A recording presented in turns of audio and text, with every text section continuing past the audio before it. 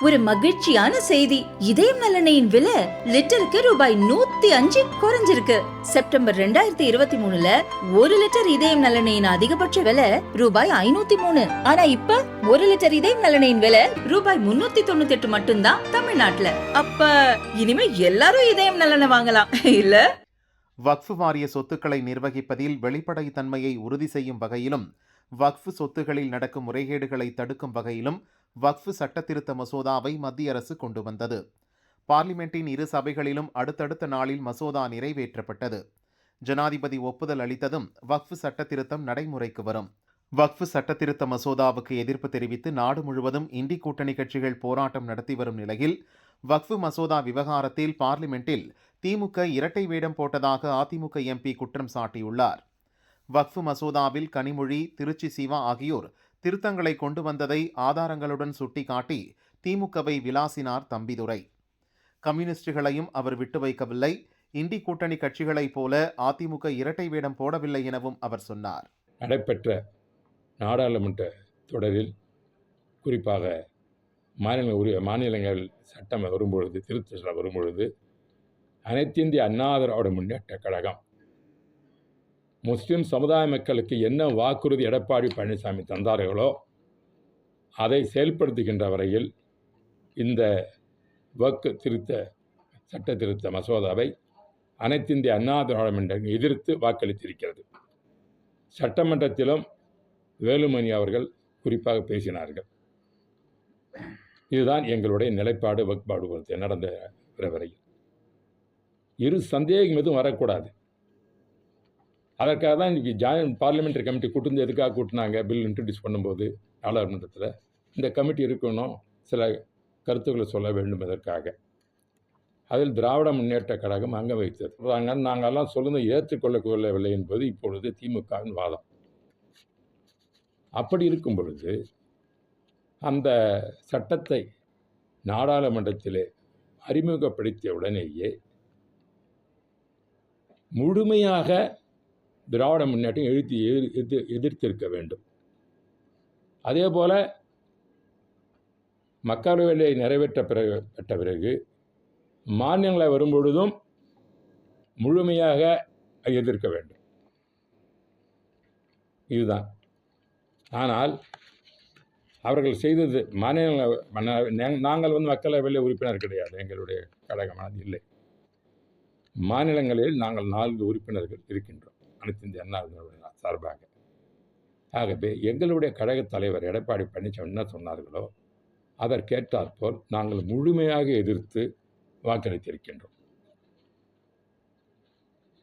பிறகு பார்த்தீர்கள் என்றால் ஒரு சட்டத்தை முழுமையாக எதிர்க்கும் பொழுது அதற்கு சட்ட திருத்தம் கொடுப்பது சிலர் கொடுக்குறாங்க. சரிங்களா? பார்த்தீங்கன்னா கொடுக்குறாங்க, அமெண்ட்மெண்ட்ஸ் கொடுக்குறாங்க. அமெண்ட்மெண்ட்ஸ்னால் என்ன அர்த்தம்? இருக்கிற வந்த சட்டத்துக்கு சில திருத்தங்கள் வேண்டும் என்பது. அப்போது எதற்காக திராவிட முன்னேற்ற கழக உறுப்பினர்கள் சட்ட திருத்தத்தை எதற்கு கொடுத்தார்கள்? அப்போ அந்த சட்டத்தை வரவேற்று தானே இங்கே உள்ள, அதனால தானே கொடுக்குறீங்க. நாங்கள் ஒன்றும் கொடுக்கல. அனைத்து இந்திய அண்ணா திராவிட முன்னேற்ற கழகம் இந்த சட்ட திருத்தத்தை அது மேலே முழுமையாக எதிர்ப்பதன் காரணமாக நாங்கள் முழுமையாக எதிர்த்ததன் காரணமாக இந்த சட்டத்தை சட்டம் வரும்பொழுது சட்டத்தில் திருத்தங்கள் வேண்டும் என்பது சில கிளாஸ் சொல்கிறீங்களா, சில பகுதிகள் வரும்பொழுது தருவது தேவையற்ற ஒன்று. ஆனால் திராவிட முன்னேற்ற கழக உறுப்பினர்கள் இதை தந்திருக்கின்றார்கள்.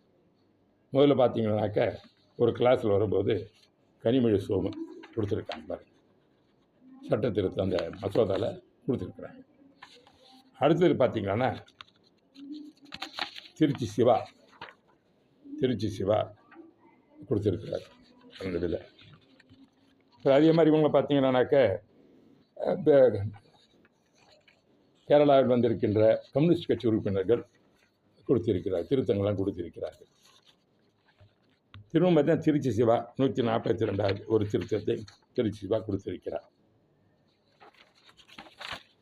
இதே போல் திருச்சி சிவா மீண்டும் சில கிளாஸில் திருச்சி நான் பாருங்கள் எத்தனை கொடுத்துருக்காருன்னு பார்க்க ஒன்று பாருங்கள் கொடுத்துருக்குறாரு. நான் ஒன்றும் போய் சொல்லலை. கிளாஸ் 8ன்னு வரும்போது பார்த்தீங்கன்னாக்க திருச்சி சிவா அவர் பேர் இருக்குது. மற்றவர்கள் கொடுத்துருக்குறாங்க, அவர் பேர் இருக்குது கிளாஸ் 8ல். அந்த கிளாஸ் 8 மொழியிலையும் திருச்சி மீண்டும் பார்த்தீங்கன்னா கனிமொழி சோமு. இது அமெண்ட்மெண்ட்டுக்கெல்லாம் சஜஷன்ஸா சார்? ஆமாம் அவங்க ஆமாம், அது ஏற்றுக்கிட்டாங்க, இந்த சட்டத்தை அவங்க ஒத்துக்கிட்டாங்க, கவர்மெண்ட் ஏற்றுக்கிற மாதிரி அர்த்தம். சஜஸ்ட் பண்ணுறாங்க. இப்போ நீங்கள் வந்து முழுமையாக எதிர்க்கிறதுனா எதுக்கு திருத்தம் கொடுக்குறீங்க? நீ முழுமையாக எதிர்க்க வேண்டும் என்றால் நீங்கள் ஜேபிசி மெம்பராக போனீங்க, உங்கள் கருத்துக்களை ஏற்றுக்கலன்னு சொல்கிறீங்க. இந்த பில்லு வரும்போது எதுக்காக நீங்கள் திருத்தம் கொடுக்குறீங்க? நீ மொத்தமே எதுன்னு சொன்னால் இந்த சட்டத்தை நீ ஏற்றுக்கொள்ள மாட்டோன்னு முதலிருந்து அது ஒரே ஒரு திருத்தம் கூட சொல்லியிருக்கலாம். முதலில் பேசுகிறாங்கல்ல, பில் பாஸ் பண்ணது முக்கியம். பில் ஒவ்வொரு கிளாஸ் எடுக்கும்போது அமெண்ட்மெண்ட் எதுக்கு கொடுக்குறீங்க? அப்பொழுது நீங்கள் எதிர்ப்பதாக சொல்லிவிட்டு இங்கே வந்து நீங்கள் ஒவ்வொரு கிளாஸுக்கும் எத்தனை இடத்துல கிளாஸ் பார், கிளாஸ் 11 ஒவ்வொரு கிளாஸில் திருச்சி சிவா கொடுக்குற திருச்சி இதில். அப்போ இந்த ஏற்றுக்கொண்டு இருந்தால் அப்போ நீங்கள் ஏற்றுக்கிறதா அந்த வக்ஃப் போர்டு ஏற்றுக்கிறதுன்னு அர்த்தம். வக்ஃப் போர்டு பில் முழுமையாக எதிர்க்க வேண்டும், இதுக்கு அமெண்ட்மெண்ட் கொடுக்கணும். இந்த திருத்தங்களை எல்லாம் கொண்டு வராங்கன்னா சரி பாரதிய ஜனதா ஏற்றுக்கொண்டு இருந்தால். அதே மாதிரி கனிமொழி பாருங்கள், அதில் எத்தனை திருத்தங்களை வந்து திரும்ப கனிமொழி சோமு திமுக கொடுத்துருக்கு, திரும்ப திருச்சி சிவா கொடுத்துருக்குறத பாருங்கள், கொடுத்துருக்குறாரு. அப்புறம் கிளாஸ் 23 வரும் பாருங்கள், அதில் திருச்சி சிவா கொடுத்துருக்குறார். இந்த கிளாஸை மாற்றணுன்னா அப்போ இந்த கிளாஸை மாற்றணும்னா மாற்றிக்கொண்டே விட்டால் நீ சொல்கிறத ஏற்றுக்கிண்டா அப்போ இந்த வக்ஃப் போர்டு ஏற்றுக்கணும் தான் அர்த்தம். கிளாஸ் 37 வருது பாருங்கள், அதில் திருச்சி சிவா கொடுத்துருக்குறார். பிறகு கிளாஸ் 41 அதில் பார்த்தீங்க திருச்சி சிவா கொடுத்துருக்கு. திருச்சி சிவா பேர் இருக்குது, ஆனால் மறைச்சி பேசுகிறது ப்ரொசீடிங்ஸ். கிளாஸ் 42 திருச்சி சிவா திருத்தத்தை கொடுத்துருக்கிறார். கிளாஸ் 41 இதுலேயும் அவங்களோட கம்யூனிஸ்டுகளும் இவங்களோட கொடுத்துருக்கிறார். திருத்தம் இதற்காக சட்டத்தையே நீங்கள் ஏற்றுக்கொள்ள மாட்டோம் என்று சொல்லிவிட்டு நீங்கள் இந்த கிளாஸ் வரும்பொழுது திருத்தங்களை கொடுக்கிறீர்கள் என்றால் நீங்கள் அதை ஏற்றுக்கொண்டதான் தான் அர்த்தம். இந்த பில்லை நீங்கள் ஏற்றுக்கிறது தானே கொடுக்குறீங்க. பிறகு பேசுகிறது இருக்கட்டும், இந்த பில்லை வந்து நீங்கள் முழுமையாக எதிர்க்கும் பொழுது எதுக்கு திருத்தம் கொடுக்குறீங்க? நீங்கள் இதெல்லாம் நீங்கள் சேர்த்துக்கோங்கன்னா அப்போ நீ வக்ஃப் போர்டு பில்லை ஏற்றுக்கிறது தானே அர்த்தம். இந்த திருத்தங்கள் இவர்கள்லாம் கொடுத்துருக்காங்கல்ல, இந்த திருத்தங்களை கொடுத்திருந்தால் திராவிட முன்னேற்ற கழகம் தானே கொடுத்துருக்குது. பேர் சொல்லி ஒவ்வொரு பேரும் காமிச்சிடலாம் உங்களுக்கு.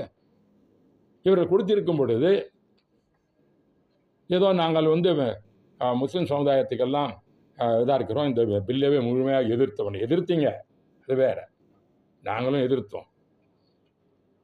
நாங்கள் வந்து இதற்கு திருத்தங்கள் கொடுத்தால் ஏற்றுக்கொள்வோம் என்றது அனைத்து இந்திய அண்ணா திராவிடம் எங்காவது ஒரு திருத்தம் கொடுத்திருக்கிறதா என்பதை திராவிட முன்னேற்ற கழகம் நிரூபிக்கட்டும். நாடாளுமன்றத்தில் அவனு 17 காலமாக 10 ஆண்டுகளாக நாடாளுமன்றத்தின் துணை சார்பாக பணியாற்றியவன், சட்ட அமைச்சராக இருக்கிறேன் மத்தியில் வாஜ்பாய் கவர்மெண்ட்டில்.